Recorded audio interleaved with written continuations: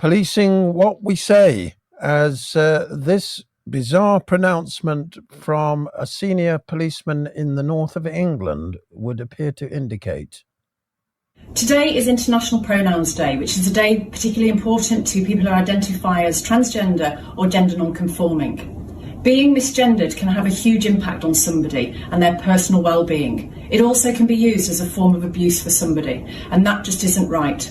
Today is about raising awareness, getting people to have conversations, and understanding why it is so important to understand the pronouns that somebody wishes to be used for them. Have a good day.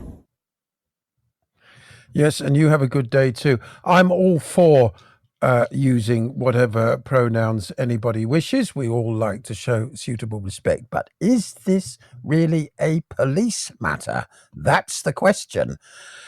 Joining me now is Nick Buckley, MBE, who, like myself, is a campaigner, I hope and believe, for freedom of speech and common sense. Welcome to the programme, Nick. Thank you very much, Basil. Thank you for joining us. So that particular pronouncement from the very senior superintendent, wasn't it, of police, it does seem that the police are now straying into areas which are nothing to do with criminality. The job of the police is to catch criminals, and yet, the burglary clear-up rate is appallingly low. So low, in fact, that in many cases they don't even actually bother to investigate. What on earth is going on? This has been going on for many, many decades. It's getting worse, but it's been going on for a long time. At some point, the police decided that it was far too difficult to catch criminals. So why don't we...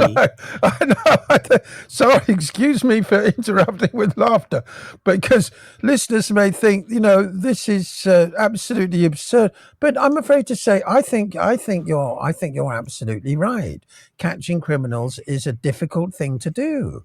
It requires I appreciate that they probably still put a fair amount of energy and resources into finding murderers, but there are lots of other violent offences against the person, as well as offences against property, which require similar levels of energy, resources, intelligence, something that seems to be in an extremely short supply, and they just seem to have completely abandoned the idea.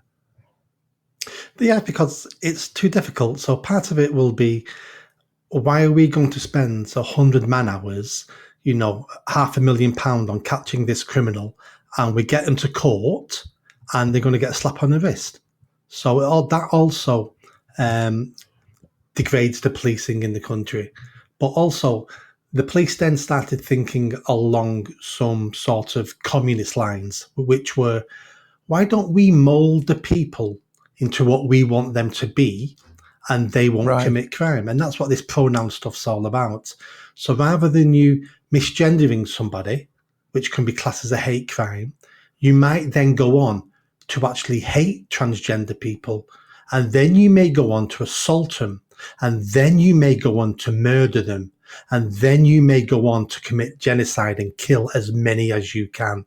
So why don't we as a police force start making people use pronouns correctly, and then we can stop all those crimes I've just mentioned? It sounds silly, but honestly, this is part of this philosophy now in the police. It's about trying to mold the people so we don't become genocidal lunatics. Yes, it seems the police are more interested in so-called pre-crime and policing thought than they are in actually doing the detective work. Now, we're all in favour of proper crime prevention measures. I had a policeman come round to an apartment where I was living some 10 or 15 years ago, and I think he gave me some sort of invisible marker pen to draw on the electrical equipment, because this would then show up, and if it was stolen subsequently, that seemed eminently sensible. But what exactly are the police doing all day if they're not actually catching criminals? And if elected mayor of Manchester, what would you do to change it? The first correction is it's mayor of Greater Manchester. You're going to upset several million people if you don't put the greater in front of it. I used to live in um, Crumpsall, believe it or not. oh, right. Well, Crumpsall was one of my areas when I worked for Manchester Council. So I spent 10 years working for the council and the police. And Crumpsall was an Right. area of mine for about I 18 actually had months. a television set stolen when I was living in Crumpsall. Right. So, So, what should the police be doing? The police, this sounds quite silly. The police need to go back to basics. We all know what the police need to do. When it comes to strategy, obviously, senior police officers will have a better idea when it comes to strategy of reducing crime and catching criminals. But they don't do that anymore now. It's all about virtue signalling. It's all about this woke nonsense. It's all about the feelings of the criminals. Do you know what? If we keep arresting people and sending them to jail, that makes them unhappy. And then when they come out of jail, they may commit more crime because of the way we treated them. This can't go on. And it's like, what are you talking about?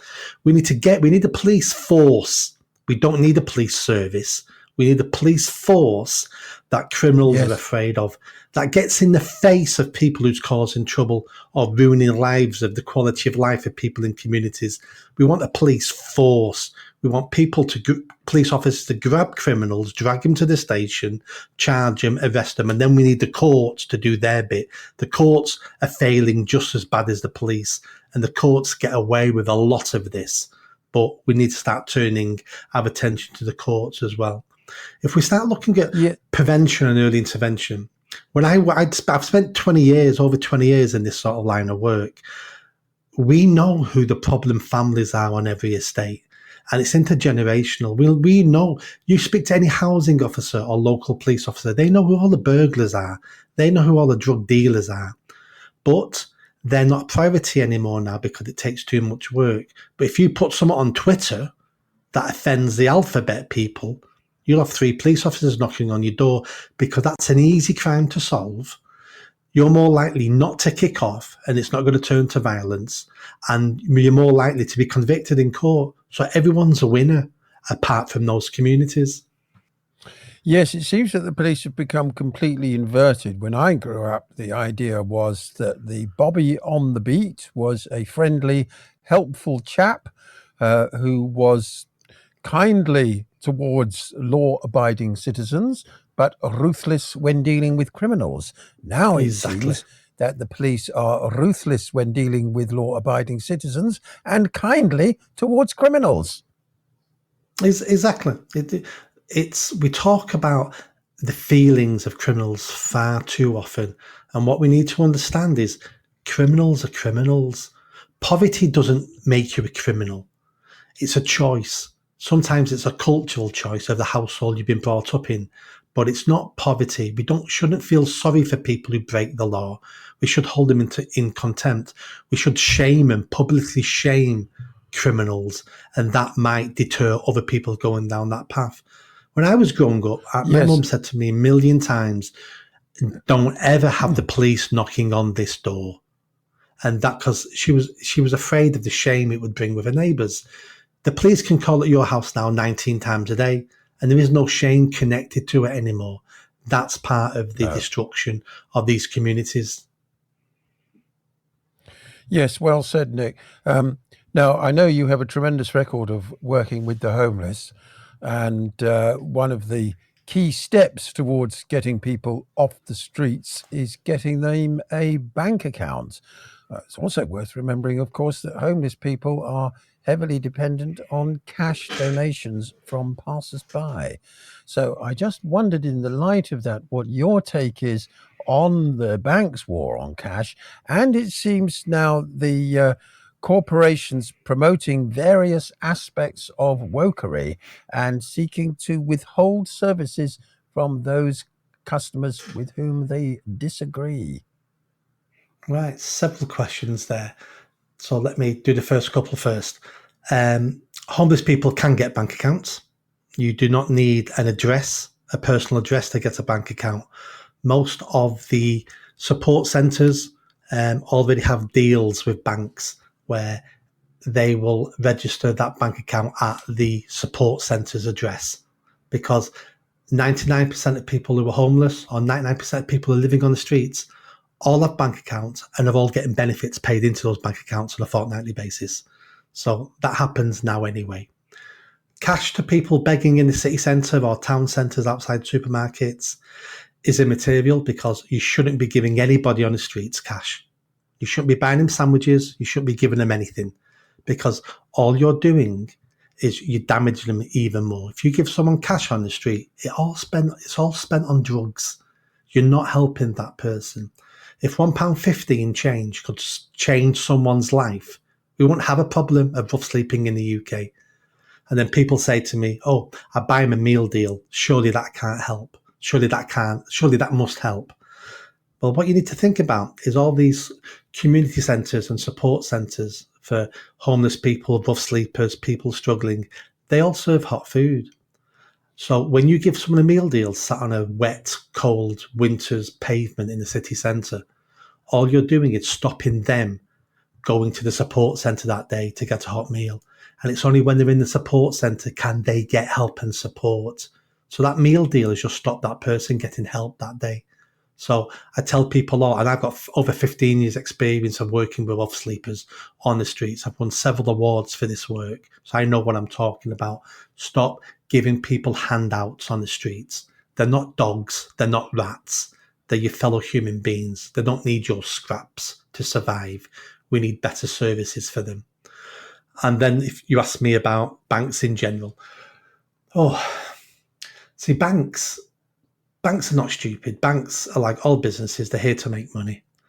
And after the financial crash in 2008 and all the bankers' bonuses and the hard time they were getting from the general public and being demonized for being evil, greedy capitalists, they decided, we need to change our public image. So let's go woke. Let's do all these silly woke stuff. We'll still get some complaints, but at least we're not evil Nazis anymore now. And then people will stop looking at our bonuses. People will stop looking at the huge profits we're making. There's nothing wrong in getting bonuses. There's nothing wrong in earning profits.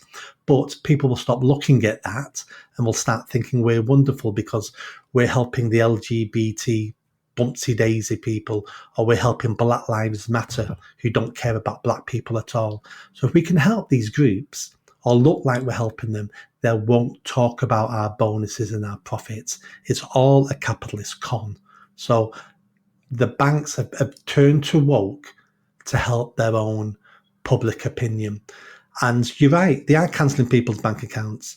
And in this day and age, that can't be right. You become a non-citizen without a bank account. There's hardly anything you can do. The government, I'm not one to have government interfere in anything, but they need to interfere in normal people not being able to get bank accounts. Yes, I agree. And that's the focus of your Go Woke, Go Broke campaign on Twitter, is it, Nick? Can you tell listeners a little bit about that and where they can find it? Yeah, so I set up a project called Go Woke, Go Broke. If you Google it, you'll find it on Twitter. It's basically an opportunity to highlight some of these corporates who are going woke, not necessarily to criticize them, which we do, but not necessarily for that. It's to advertise what they're doing.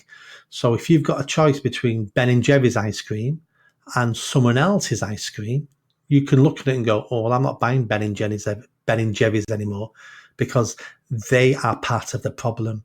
They want open borders. They want mass migration to any country where you can pick where you want to live. They're getting involved in politics. Do I want my ice cream supplier doing this? And the answer in most cases is no. Well, don't buy their ice creams. And if you don't buy their ice creams, believe me, they will start changing their opinion very fast once their profit starts dropping. Look what's happened to Bud Light.